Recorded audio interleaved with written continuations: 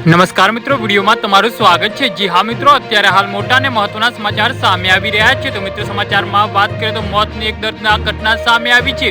ટોલીમાં DJ high tension વાયરને અસરમાં આવી ગયો હતો, જેના કારણે વીજ શોક લાગવાથી ટોલીમાં મુસાફરી કરી રહેલા 9 લોકોના મોત થયા હતા।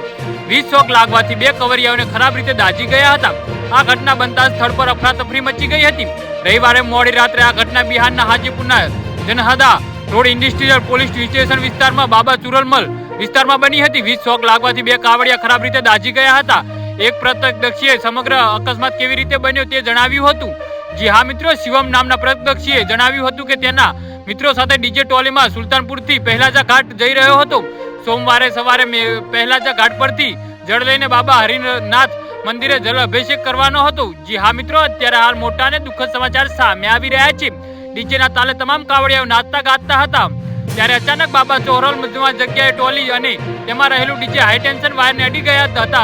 ત્યારે ટોલી પર ઘણા કાવડિયાઓ હાજર હતા અને કરંટ ચાલુ થતા જ કાવડિયાઓને તેમાં ઝડપાઈ ગયા હતા, જે પછી અફરાતફરી થઈ ગઈ હતી। જી હા મિત્રો, તો આના વિશે તમારું શું કહેવું છે તો નીચે મારી કોમેન્ટ બોક્સમાં જરૂરથી જણાવજો અને મારી યુટ્યુબ ચેનલને સબસ્ક્રાઇબ કરવાનું ભૂલતા નહીં। ધન્યવાદ।